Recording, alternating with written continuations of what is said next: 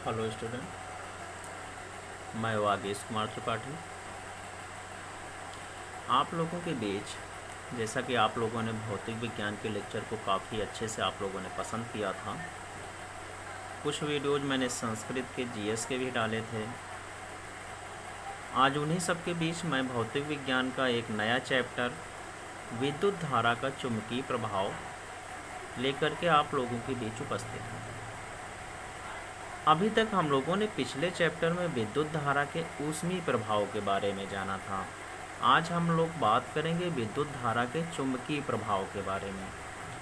तो जैसे ही हम लोगों ने बात की चुंबक, तो आप लोगों ने बचपन में एक घटना या यूँ कहूँ कि खेल खेला करते थे। दो चुंबक आप लोगों के पास होते थे और उन चुंबकों से आप जो खेल खेलते थे, उसी चुंबक के बारे में हम बात करेंगे।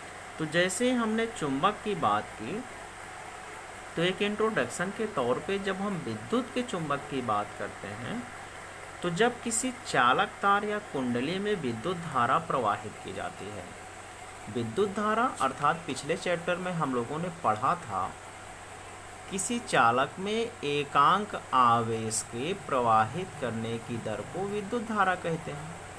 विद्युत धारा का मात्रक आप लोगों ने एम्पियर सीखा था। विद्युत धारा को आई से प्रदर्शित करते हैं। तो जब विद्युत धारा प्रवाहित की जाती है तो उसके चारों ओर एक चुंबकीय क्षेत्र उत्पन्न हो जाता है और यही घटना विद्युत धारा का चुंबकीय प्रभाव कहलाती है। आपसे कोई पूछता है कि भैया इस विद्युत धारा के चुंबकीय प्रभाव का उपयोग कहाँ होता है, तो विद्युत घंटी है, टेलीफोन है, विद्युत मोटर है, इस पे उपयोग होता है। अब जब हम बात कर रहे हैं चुंबक के बारे में, हमने आपको बचपन की घटना से अवगत कराया, तो अब आपके बात दिमाग में जहन आती है कि सर ये बताइए, रेडियो हमने खोला, वहाँ पे भी चुंबक लगा होता है, कई प्रकार के उपकरण हमने देखे, वहाँ पे चुंबक लगा होता है। तो ये चुंबक मिलता कहाँ से है, चुंबक होता क्या है? तो चुंबक मिलता कहाँ है? तो चुंबक दो जगहों पे मिलता है, एक नेचुरल अर्थात प्राकृतिक तरीके से, एक आर्टिफिशियल अर्थात स्वयं मानव निर्मित। तो जो प्राकृतिक चुंबक होते हैं ये एक पत्थर का आकार होता है, अर्थात पत्थर के तरीके होते हैं, और कुछ पत्थर होते हैं जो चुंबकीय गुण रखते हैं, इन्हें प्राकृतिक चुंबक कहते हैं। ये पत्थर लोहे का ऑक्साइड अर्थात Fe3O4 होता है, और इनकी जो प्रबलता होती है वो बहुत कम होती है। प्रबलता से तात्पर्य क्या है कि इनका जो चुंबकत्व का गुण है, किसी भी वस्तु को आकर्षित करने का गुण है, वो प्राकृतिक चुंबक का बहुत कम होता है। प्राकृतिक चुंबक की अपनी कोई आकार निश्चित नहीं होता है, लेकिन जब हम कृत्रिम चुंबक की बात करते हैं तो कृत्रिम चुंबक इस्पात से, लोहे से, कोबाल्ट से बनाए जाते हैं। ये कई आकृतियों में बनाए जाते हैं, जैसे छड़ चुंबक, नाल चुंबक, चुंबकीय सुई, चुंबकीय कंपास। और ये किसी वस्तु को आकर्षित करने की इनकी शक्ति प्राकृतिक चुंबकों की अपेक्षा कहीं ज़्यादा होती है। तो ये तो बात हुई चुंबक के प्रकार के बारे में, नेचुरल और आर्टिफिशियल के बारे में। अब जब चुंबक की प्राप्ति हम जान गए, तो अब हम चुंबक के गुणों के बारे में बात करते हैं कि चुंबक का गुण क्या है जिसके कारण हमें इसकी इतनी ज़्यादा महत्ता के बारे में पता चला। Properties of magnet. तो पहला गुण तो इसका यही है कि ये किसी वस्तु को अपनी ओर आकर्षित करता है। चुंबक के इसी गुण को चुंबकत्व कहते हैं। और इसी गुण में जब हम इसके अगले गुण की बात करते हैं, प्रॉपर्टीज की बात करते हैं, तो चुंबक हमेशा दो ध्रुवों में होता है। दो ध्रुव से तात्पर्य क्या है कि चुंबक के जो दो सिरे होते हैं, तो एक उत्तरी ध्रुव होता है और एक दक्षिणी ध्रुव होता है, अर्थात नॉर्थ पोल, साउथ पोल। कहने का तात्पर्य यह है, पॉइंट नोट आप समझिएगा कि चुंबक आपका किसी भी अवस्था में क्यों ना हो, लेकिन जब आप उसे स्वतंत्र अवस्था में रख देते हैं तो वो हमेशा अपने आप को स्थिर करता है उत्तरी ध्रुव और दक्षिणी ध्रुव में। ये जो आकृति मैंने बनाई है, ये एक छड़ चुंबक की आकृति, अर्थात एक छड़ के आकार की ये जो आकृति है, तो इसका एक सिरा उत्तरी ध्रुव हो गया और एक सिरा दक्षिणी ध्रुव हो गया। जब हम इसके गुण की बात करते हैं तो चुंबक के दोनों सिरों पर अर्थात उत्तरी ध्रुव पर और दक्षिणी ध्रुव पर जो चुंबकत्व का गुण है, आकर्षित करने का गुण है, वो सबसे अधिक होता है। परंतु जब हम इन सिरों से चाहे इधर से चाहे इधर से हम मध्य की ओर चल रहे होते हैं, सेंटर पॉइंट की ओर वापस आ रहे होते हैं, तो चुंबकत्व का गुण घटता जाता है। कहने का तात्पर्य है, ध्यान देंगे कि इसका जो सेंटर पॉइंट है, यहाँ पर ये छड़ चुंबक था, ये इसके दो सिरे थे, एक उत्तरी ध्रुव एक दक्षिणी ध्रुव। जो सेंटर पॉइंट पे जब हम आते हैं तो यहाँ पे चुंबकत्व अर्थात आकर्षित करने का गुण शून्य हो जाता है।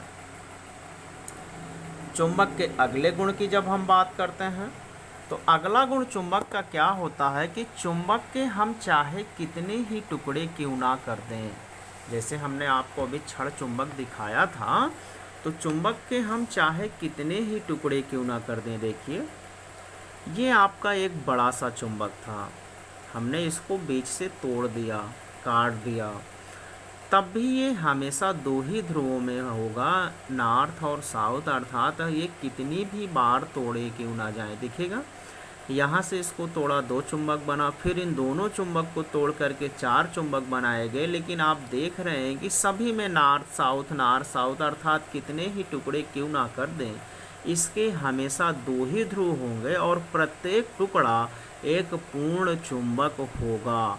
और पूर्ण चुंबक वो तभी कहलाता है जब उसके दो पोल अर्थात दो ध्रुव होंगे ही होंगे।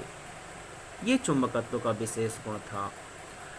तीसरी बात जो चुंबकत्व के विशेष गुण की है कि यदि हम किसी शक्तिशाली चुंबक के पास कोई एक लोहे की छड़, नर्म लोहे की छड़ को लाते हैं, तो जिस ध्रुव के पास हम उस छड़ को लाएंगे तो उस ध्रुव का विजातीय ध्रुव उस छड़ के सिरे में अर्थात जो उस ध्रुव के समीप जाएगा वहाँ पे, और दूसरे सिरे पर उस नर्म लोहे की छड़ में सजातीय ध्रुव का निर्माण करता है। समझिएगा, सजातीय और विजातीय क्या है कि यहाँ पे साउथ था, मान लीजिए ये बड़ा सा चुंबक था और यहाँ पे हम नर्म लोहे की छड़ इस ध्रुव के समीप लाए, तो ये जो साउथ पोल था, तो साउथ पोल का विजातीय अर्थात उल्टा क्या होगा, नॉर्थ पोल होगा। तो साउथ का उल्टा नॉर्थ इस सुई के या इस नर्म लोहे की छड़ के इस सिरे पर, और इस नर्म लोहे की छड़ के दूसरे सिरे पर इस साउथ का सजातीय अर्थात साउथ का ही दूसरा रूप, साउथ का सजातीय साउथ इस सिरे पर आ जाता है। ठीक है, ये देखेगा, चुंबक चुंबकीय पदार्थों में प्रेरण द्वारा चुंबकत्व पैदा कर देता है। जब हम किसी शक्तिशाली चुंबक के एक ध्रुव के पास नर्म लोहे की छड़ को लाते हैं तो यह छड़ भी चुंबक बन जाती है। छड़ का जो सिरा चुंबक के ध्रुव के पास होता है वह विजातीय ध्रुव बन जाता है तथा दूसरे सिरे पर सजातीय ध्रुव बन जाता है। इसे ही हम चुंबक के गुण को चुंबकीय प्रेरण कहते हैं, अर्थात ये अपने प्रेरण के द्वारा इसके समीप यदि कोई दूसरी वस्तु लोहे की आती है तो उसे भी ये अपने चुंबक में परिवर्तित कर देती है।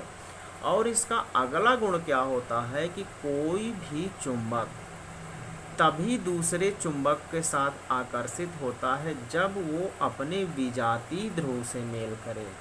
कहने का तात्पर्य यह है कि जैसे ये चुंबक रखा हुआ है, इसी के नीचे यदि हम ऐसे ही चुंबक रख दें, नॉर्थ के नीचे नॉर्थ, साउथ के नीचे साउथ ध्रुव उसका लगा दें, तो ये दोनों चुंबक एक दूसरे को आकर्षित नहीं करेंगे।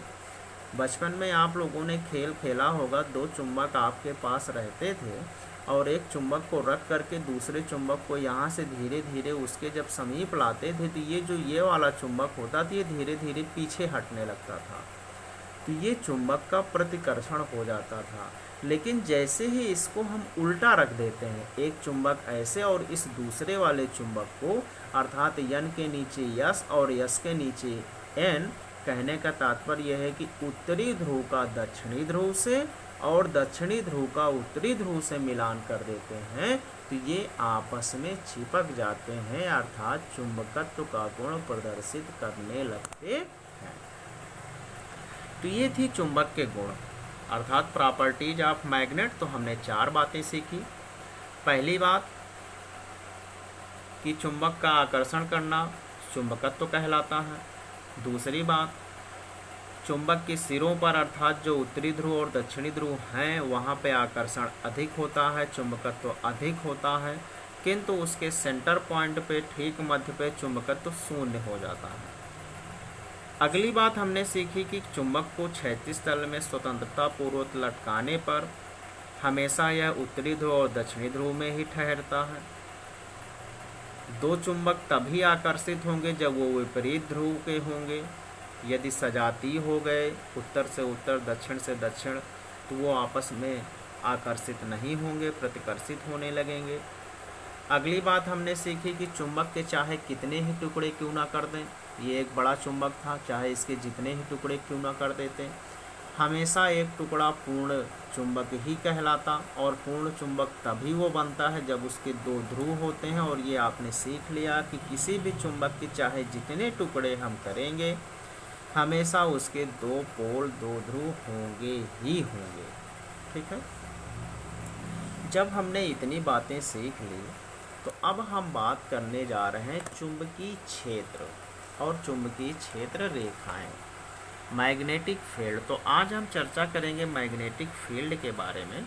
तो जैसे हमने अध्याय जब शुरू किया था, चैप्टर की बात शुरू किए थे, तो हमने बताया था कि विद्युत धारा जब प्रवाहित की जाती है तो उसके चारों ओर एक जो क्षेत्र होता है वो चुंबकीय क्षेत्र कहलाता है, चुंबकीय क्षेत्र उत्पन्न हो जाता है। तो चुंबकीय क्षेत्र अर्थात किसी वस्तु के चारों ओर एक जो निश्चित सीमा होगी जहाँ तक चुंबकत्व का अनुभव होगा वही चुंबकीय क्षेत्र कहलाएगा। देखते हैं, किसी चुंबक के चारों ओर का वह क्षेत्र जहाँ तक चुंबक के प्रभाव का अनुभव किया जा सके वही चुंबकीय क्षेत्र कहलाता है। इतनी बात समझ में आ गई। अब जब चुंबकीय क्षेत्र का अध्ययन है तो हम ये अनुभव कैसे करेंगे। तो एक कंपास सुई होती है, चुंबकीय सुई कहते हैं या दिक् सूचक उसे कहते हैं।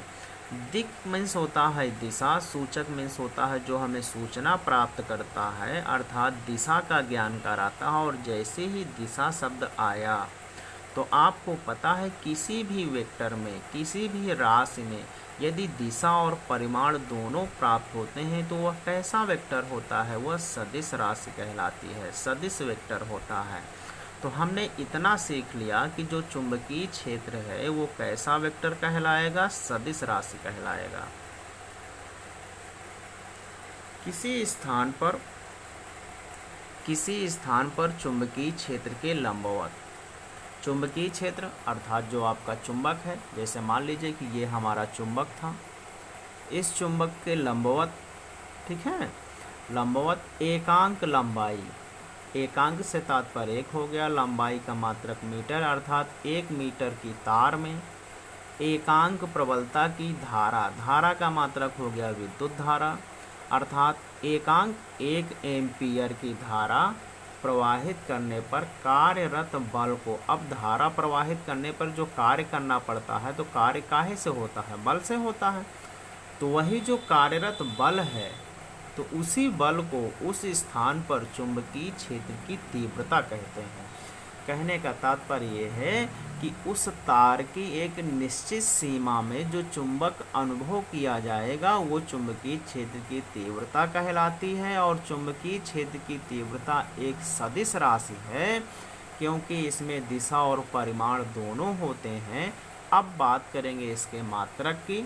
तो बल का मात्रक न्यूटन होता है, धारा का मात्रक एम्पियर होता है, लंबाई का मात्रक मीटर होता है।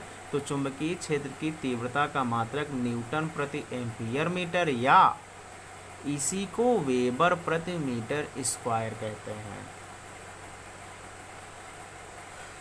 यदि किसी चुंबकीय क्षेत्र के प्रत्येक बिंदु पर चुंबकीय क्षेत्र की तीव्रता की दिशा एवं परिमाण समान हो तो उस क्षेत्र को एक समान चुंबकीय क्षेत्र कहते हैं।